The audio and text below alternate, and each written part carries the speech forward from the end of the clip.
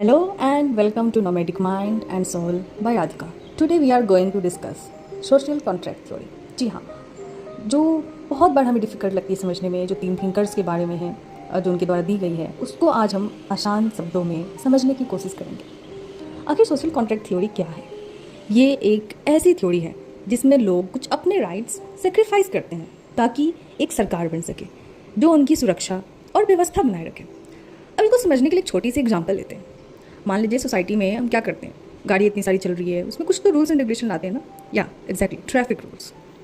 उसको अगर हम फॉलो करेंगे, वो एक नियम बनाया जाता है ताकि रोड पर क्या ना हो, एक्सीडेंट ना हो। तो ये क्या हुई, ये एक दिखाती है एक सोशल कॉन्ट्रैक्ट। इसमें हम तीन थिंकर्स के नज़रिए से इस चीज़ को समझेंगे, बेहद ही सिंपल भाषा में, शॉर्ट, सिंपल एंड क्रिस्प। तीन thinkers, Thomas Hobbes, John Locke, then Rousseau. Thomas Hobbes का नज़रिया कुछ यूँ है, उन्होंने अपने बुक लेविएथन के थ्रू ये कहने की कोशिश की है कि मानव स्वभाव कैसा होता है।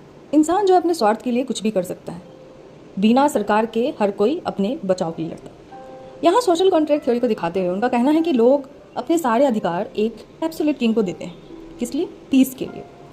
इसको समझने के लिए एक बहुत ही छोटा सा एग्जाम्पल है। जैसे जंगल में सब लोग अपनी सुरक्षा के लिए एक, आपने सुना होगा, पावरफुल लीडर को चुन लेते हैं और उसे फुल ऑथोरिटी देते हैं। तो थॉमस होब्स का नज़रिया कुछ यूँ है सोशल कॉन्ट्रैक्ट थ्योरी को लेकर के।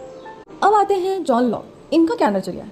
इनका बुक टू ट्रीटिसेस ऑफ गवर्नमेंट 1689 के थ्रू इन्होंने ये कहने की कोशिश की है कि जो मानव स्वभाव है वो कैसा होता है कि इंसान समझदार है और वो उसके कुछ बेसिक राइट्स होते हैं।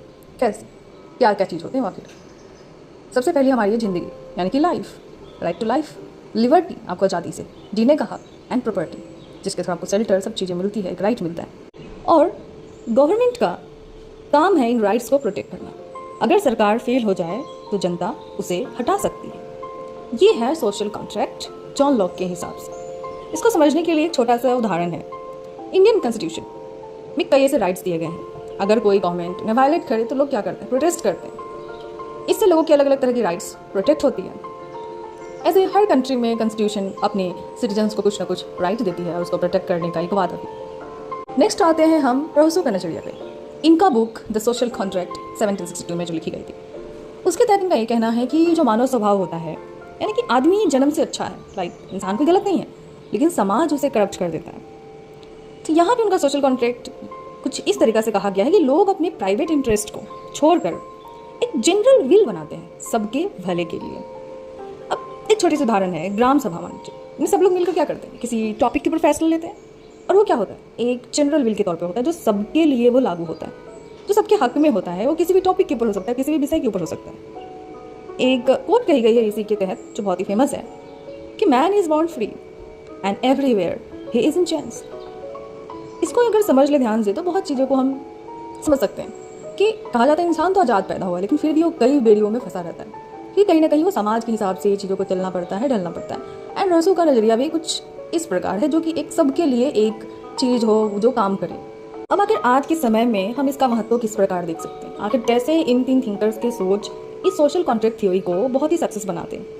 मॉडर्न एग्जांपल जैसे कि कॉन्स्टिट्यूशन में वोटिंग राइट्स एंड हर जगह पे अलग अलग तरह के संविधान जो दिए गए हैं अपने सिटीजन्स के लिए, ये सब एक कॉन्ट्रैक्ट कह सकते हैं, उस पर आधारित है।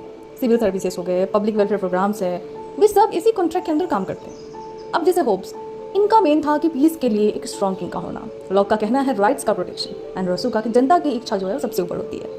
एग्जाम्पल, डेमोक्रेसी में लोग वोट करके अपनी मर्जी से सरकार बनाते हैं। ये क्या है? ये एक मॉडर्न सोशल कॉन्ट्रैक्ट है। आज के टाइम में ये तीनों थिंकर्स के जो सोच है ओवर सोशल कॉन्ट्रैक्ट अलग अलग वे से, अलग अलग नज़रिए से अपनी जगह इंपॉर्टेंट रोल प्ले कर रही है। आई होप कि ये सिंपल शब्दों में आपको समझ आए होंगे। Thank you for watching.